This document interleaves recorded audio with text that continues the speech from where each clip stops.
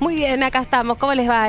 Nos queda un tramito todavía de programa porque acabamos de recibir el trabajo de la Comisión de Legislación Penal. Interesante todas las exposiciones y todas las posturas que se llevaron adelante en torno a distintos temas y claramente se ve que es el temario al que le interesa fuertemente al Poder Ejecutivo ir metiendo estos debates de la baja de la edad de imputabilidad, la ley antimafia, la ley RICO, o sea, poner la mirada en el tema del crimen organizado y por supuesto esto está con el trasfondo de lo que podría o lo que le podría haber pasado a Loan también atraviesa el trabajo de esta comisión, ¿no? Desde ese punto de vista es que también se trabajó en torno a poder conocer estadísticas precisas de cuando hablamos de trata de personas, de qué estamos hablando y qué hay detrás de los delitos de trata, porque también podría ver o estar relacionado el caso de la desaparición de Loan con una red de pedofilia.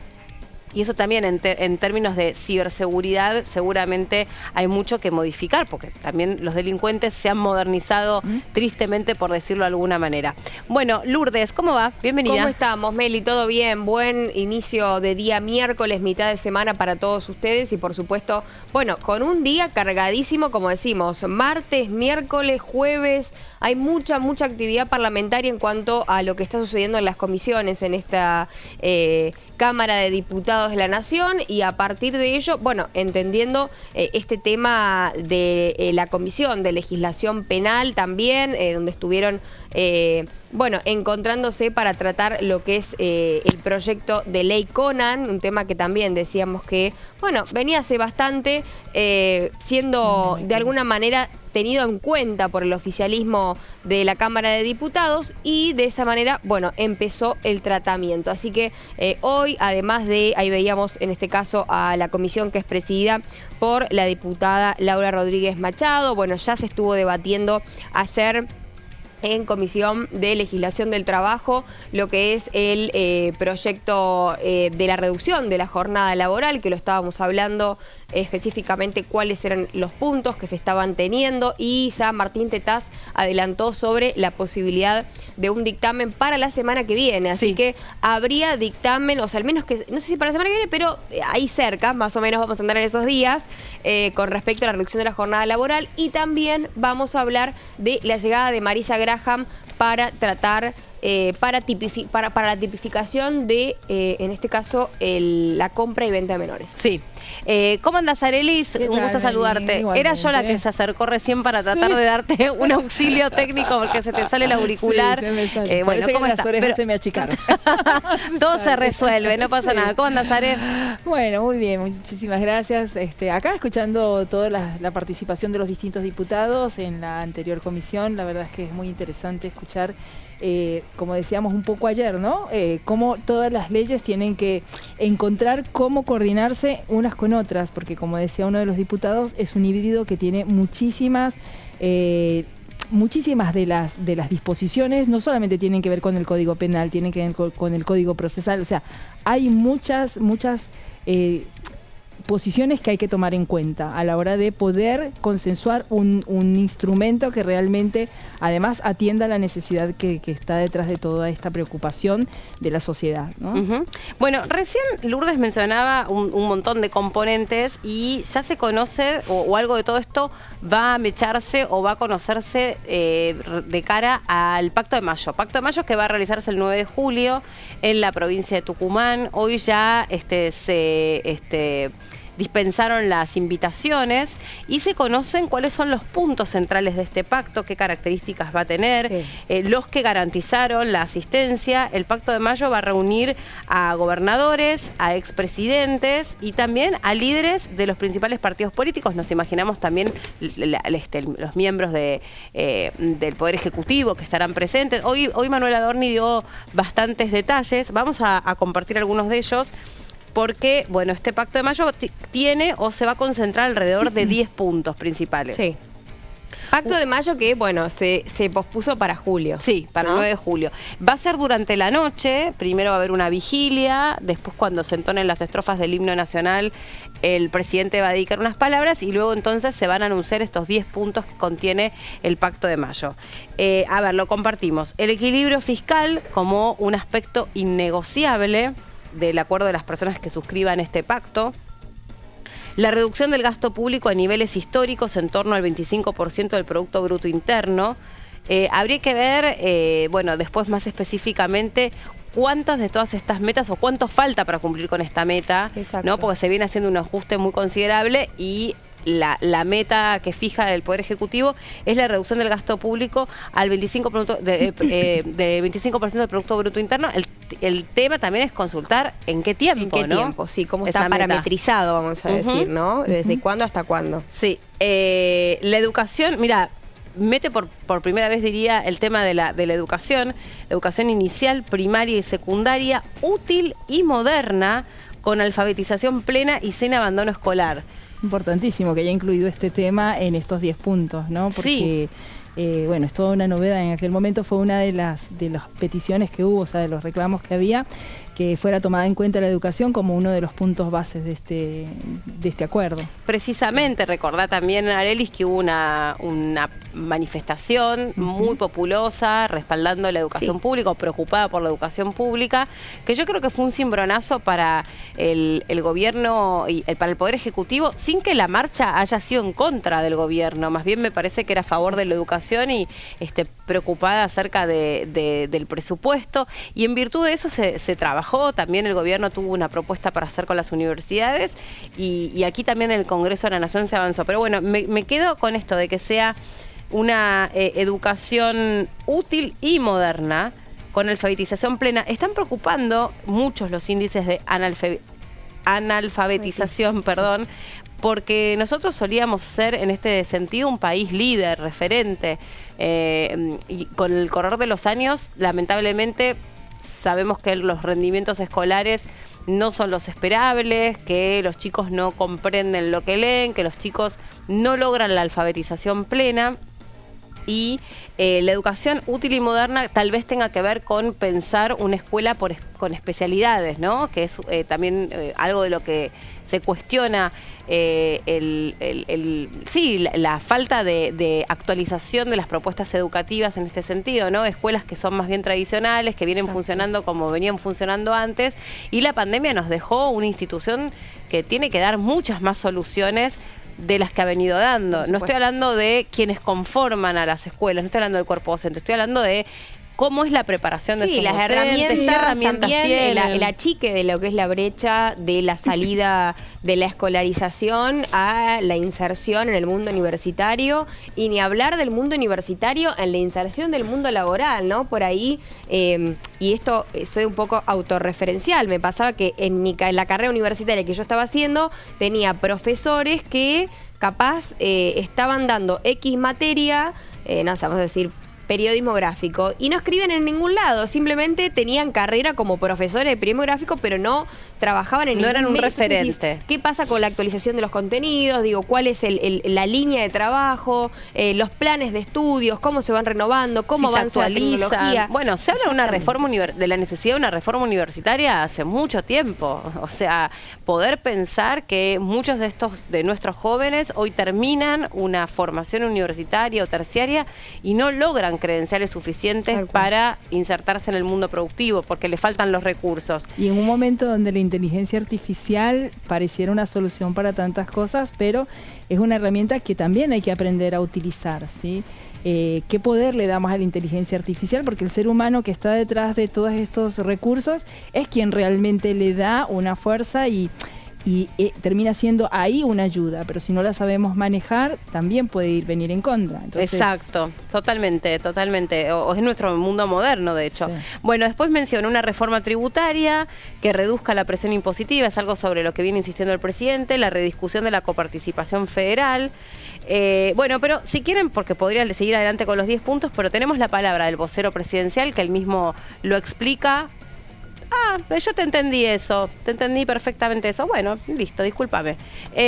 Sigo. La rediscusión por la coparticipación de los impuestos para poder terminar para siempre con el modelo extorsivo que padecen las provincias, el compromiso de las provincias argentinas de avanzar en la explotación de los recursos naturales, una reforma laboral moderna que promueve el trabajo formal, algo de lo que hablábamos ayer también, Lourdes, con vos, y que vamos a estar profundizando en un ratito, y una reforma previsional que le dé sostenibilidad al sistema y respete a quienes aportaron. También la apertura al comercio internacional, de manera que la Argentina vuelva a ser protagonista del mercado global. A ver, ¿quiénes confirmaron que van a estar presentes? El gobernador de Tucumán, el gobernador de Catamarca, el gobernador de Salta, de Jujuy, de Entre Ríos, de Córdoba, de Santa Fe, de Chaco, de la Ciudad de Buenos Aires, de Mendoza, de San Luis, de Río Negro, y algunos van a ir con propuestas para poder incluir en estos 10 puntos o para poder ampliar estos 10 puntos, y van a estar ausentes. A ver, no es ninguna novedad, me parece, decir que van a estar ausentes el gobernador de la provincia de Buenos Aires, el gobernador de La Rioja, el gobernador de Formosa, de la provincia de La Pampa, y en duda el gobernador de Corrientes, de Chubut, de Tierra del Fuego, de San Juan, de Santa Cruz, de Santiago del Estero, de Misiones, y de Neuquén. De modo que no va a tener un plantel mayoritario de gobernadores, todo lo contrario. O por lo menos muchos están en duda. Habrá que ver ahí cómo se termina de destrabar esas invitaciones, a ver cuáles son los motivos por los cuales están en duda. Por ahí hay una cuestión de desinterés o de marcar una diferencia en la agenda, y por ahí otros tienen algo para aportar, y si logran que esos aportes sean considerados, entonces sí confirman su presencia. Bueno, ya ahora vamos a seguir contándoles más sobre este Pacto de Mayo que va a celebrarse en la provincia de Tucumán el 9 de julio, en las primeras horas del 9 de julio. También esta es una novedad durante la noche. Tal vez esto tenga que ver con los niveles de audiencia de los discursos. Primero, como les decía, habrá una vigilia, después las palabras del presidente, y después sí se rubrica este Pacto de Mayo con estos 10 puntos, con puntos suspensivos, porque por ahí alguno pueda proponer una ampliación. Lourdes. Bueno, a propósito de todo este tema que hablabas recién al principio del programa, también ya se había hecho un adelanto, dejamos el Pacto de Mayo un ratito porque obviamente lo vamos a seguir desarrollando, pero como estábamos hablando de cómo venía el esquema y el cronograma de comisiones, en el día de ayer, cerca de las 16:30, comenzó lo que es la Comisión de Familia, Niñez y Juventudes, presidida por la diputada radical Roxana Reyes, que, el tema a trabajar era la tipificación de la compra y venta de menores y de aquellos delitos también sexuales. Es un tema que, por supuesto, viene a traer a colación todo lo que está sucediendo en el ámbito nacional, en Argentina, con el caso Loan. Y les leo un poquito y les cuento un poquito qué es lo que en este caso se trabajó ayer, y por supuesto ya vamos a hacer foco en esto que ustedes están viendo en pantalla, que son algunos proyectos para incluir en el Código Penal lo que es la tipificación de la compra y venta de niñas y niños, pero también es importante entender que este proyecto de ley busca sustituir en el artículo 1 de la ley 27.237 la denominación convención relativa a la competencia, la ley aplicable, el reconocimiento, la ejecución y la cooperación en materia de responsabilidad parental, y de medidas de protección de los niños por convenio de La Haya, 19 de octubre de 1996. Además, el protocolo de protección y detección de abuso sexual contra niños, niñas y adolescentes en aquellos ámbitos donde desarrollan sus actividades. Y aquí es donde se abre un abanico de proyectos que, estuvo en este caso la primera oradora de este tema, fue nada más ni nada menos que la defensora de los niños, niñas y adolescentes, Marisa Graham, que ya sabemos que vino hace un tiempo a esta Cámara para hacer un análisis de lo que había sido la primera parte del año en cuanto al cuidado y la protección y al resguardo de los niños, niñas y adolescentes de nuestro país. Pero además este tema tiene mucho que ver con el tema de legislación penal, y esto tiene que ver con la obligación internacional en la que han sido intimados, y esto lo decía Roxana Reyes en el caso Fornerón, a cumplir con la legislación. Y sin dudas es un flagelo que requiere que demos un marco normativo, esto lo decía la diputada Roxana Reyes. Con respecto a lo que decía la defensora Marisa Graham, hay un tema que tiene que ver mucho con los derechos humanos. Lo que buscan también es el término de la adopción, entender cuál es el término de adopción. y en el texto que se sancione, en este caso en la República Argentina, la mayoría de los casos de compra y venta de niños son para una adopción. Esto es un dato importante, que esto se hace para sustraer un niño de sus familias, venderlo a otra que lo adopta por diferentes razones, ¿sí? No necesariamente para la esclavitud, ni para los trabajos forzados, ni la explotación sexual, sino quizás por ejemplo, acotar los trámites, o sea, tener un trámite de adopción más rápido. Incluir el término de adopción en la ley, porque el tema es que como muchas veces el niño es sustraído para ser adoptado, no estaba previsto ese caso de que para adopción también. Entonces hay que incluir ese término dentro de la tipificación del delito, y no solamente cuando haya un intercambio de dinero, incluso cuando no lo haya, porque a veces el niño es dado, es como un regalo. A un amigo, me acuerdo el caso de una chica que yo entrevisté,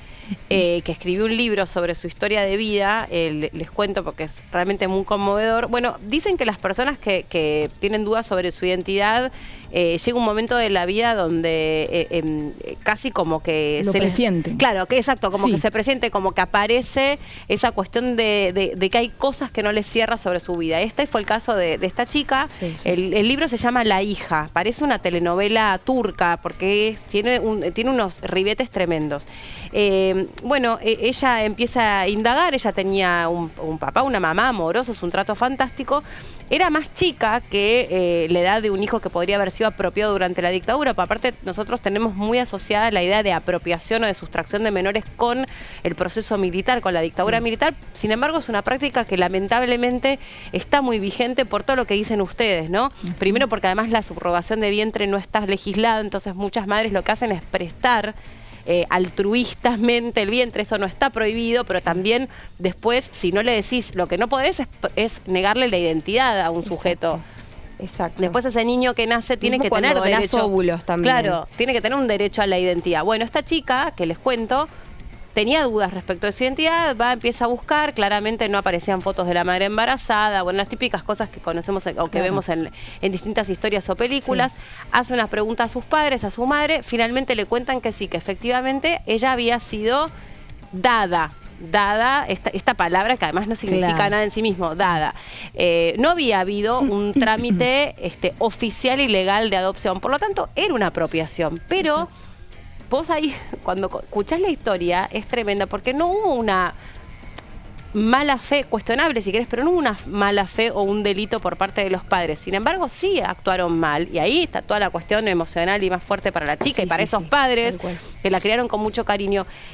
Descubre con el tiempo, porque se pone en contacto con la partera de su mamá biológica, y el asunto había sido que la madre de ella era una empleada doméstica de una casa muy tradicional, de una provincia de la Argentina, queda embarazada, tiene el bebé, todo perfecto. Y al poquito tiempo, como que yo les diga al año, vuelve a quedar embarazada, y ahí los patrones le dicen, bueno, nosotros no podemos permitir que vos sigas adelante, le dicen a la madre de esta chica biológica que sigas adelante con este embarazo, porque no, necesitamos que estés acá trabajando, y la mujer necesitaba también seguir trabajando. Tiene al hijo, porque en ese momento no aborta, tiene al hijo, que es esta chica que les digo, que es la protagonista del cuento, y cuando vuelve, después de haberlo tenido, cuando vuelve a su habitación, a su cuarto donde vivía en la casa, el chico ya no estaba. Y le habían dado para firmar a la madre unos papeles, pero la madre era analfabeta. Entonces firma unos papeles que era como una especie de consentimiento para dar a la bebé, pero en realidad no tenía ninguna legalidad. O sea, y le robaron la chica. Claro, no tenía conocimiento. No tenía conocimiento. Sí. Bueno, en la comisión de hecho hacen referencia a casos como esos. Una ONG que me imagino que fue la que tú hiciste referencia ayer, de Infancia Robada, ¿puede ser? Red de Infancia Robada. Claro. Tuvieron representantes de hicieron referencia a estos casos. Flor Alifano se llama ella, Florencia Alifano. Hicieron referencia a justamente a estos casos donde empleadas domésticas, que se dice mucho en el interior, pero puede pasar perfectamente acá y en la provincia. Absolutamente. Pero se dan muchos estos casos. Además, el tema de la subrogación de vientres también es algo un poco más moderno, o por lo menos se piensa más en un tiempo más cercano. Obviamente esto se puede seguir dando, pero son muchos los casos que es como dices tú, no solamente de la dictadura, sino desde entonces y hasta acá, se han dado casos como esto, y está bien que una ley, qué bueno que se piense en contemplar estos casos dentro de la legislación, ¿no? Sí, y lo que vos decís, Lourdes, de la donación de óvulos, que también son tratamientos que están incorporados y legislados. Sin embargo, después el asunto es ese niño que finalmente se convierte en alguien que empieza a hacerse preguntas, si quiere saber o quiere ponerse en contacto o necesita alguna información de tipo genética porque padece alguna enfermedad que es hereditaria o lo que fuere, bueno, tiene derecho. ¿Y quién resguarda ese derecho a la identidad de un hijo nacido por ovodonación? Exacto. Sí, Es bueno, muy también profundo es y muy casi profundo para el la debate legal, y también esto estamos hablando de, por ejemplo, en caso de donar óvulos en una institución privada, lo que sea, pero también existen. Yo conozco un caso de una chica que no podía tener más hijos por una cuestión netamente de biología, de edad, que bueno, no prendían. Bueno, le pidió a su hermana que le done óvulos. Conozco también una historia así. Y en este caso su hermana no quiso por una cuestión de religión, vaya a saber.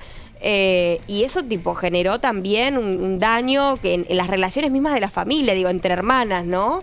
Teniendo en cuenta que, bueno, qué explicación le tiene que dar, en este caso, por una cuestión de identidad también, la joven que le pedía los óvulos a su hermana y que después esos hijos iban a ser primos y también hermanos. O sea, es como que, a ver, capaz uno dice, bueno, ¿Qué razonamiento? Pero sí, son cosas que hay que debatirlas, que se hablan y que hay que son por supuesto, legislarlas también. Y que tiene que haber una claridad en la ley, más allá de la tipificación de los delitos, como recién mencionábamos, de la desaparición forzosa, en este caso, de los menores. Pero haciendo un poquito de hincapié en esto que establecía el proyecto y también cómo viene la comisión, la coordinadora, en este caso, de la Red de Infancia Robada, como ustedes mencionaban, recordó que recién después de 8 años se pudo conseguir pruebas de casos de desapariciones, ¿sí? Esto también es un tema de desapariciones forzadas, nenes que estaban jugando un día en su casa y de la nada... Sí, Sofía Herrera, Guadalupe Lucero, el caso del chiquito Logan, que bueno, se está intentando determinar qué es lo que verdaderamente pasó, y la tipificación, como decía Arelis, y también recordando las palabras de Marisa Graham, tiene que ser, haya remuneración o no la haya. Los niños no se compran, pero tampoco se reciben como un regalo. Entonces también va por el lado de la no de la no remuneración. Necesariamente no es que hace falta que pagues para que, o que en este caso, si no pagué por el niño, vamos a decirlo en crudo, bueno, no me pueden... No es un delito. Claro. Así que bueno, realmente fue un debate bastante importante. Estuvieron también, por ejemplo, la rectora y religiosa de la Congregación de Carmelitas Misioneras, Marta Peloni, quien también dijo estar emocionada por el tratamiento de esta cuestión, porque fue el primer tema con el que se encontró al llegar a Goya, después del caso de María Soledad. Muchas empleadas domésticas de casas de ricos, así como tal cual lo contás vos, que para poder sostener el trabajo cama adentro tenían que entregar el hijo que venía al mundo porque estaban embarazadas y porque, por supuesto, necesitaban seguir trabajando y viviendo a cambio de entregar al hijo. Sí, bueno, la hermana Marta Peloni, que es la que encaró toda la serie de... reclamos por la aparición de María Soledad. Bueno, un caso muy emblemático que lamentablemente no terminó con el brutal crimen de María Soledad, porque como se manejaban, las esferas de poder siguieron evidentemente trasladándose y proyectándose. Tal es el caso de lo que pasó, por ejemplo, en la provincia de Chaco con Cecilia, el caso de Cecilio Patosky, ¿no? Que también estaba muy vinculado a cómo se maneja el poder en algunas provincias que funcionan como feudos. Bueno, chicas, hasta aquí hemos llegado nosotras, con parlamentarias. Se quedan ahora que vuelve el gran Horacio en Bonn. Bienvenido. Desde el más allá. Volvió para ocupar la pantalla. Nos alegramos por eso. Gracias, Lu. Gracias, Nos Meli, vemos un placer. mañana. Gracias, Are. Hasta mañana. Hasta mañana. Chau. Los esperamos.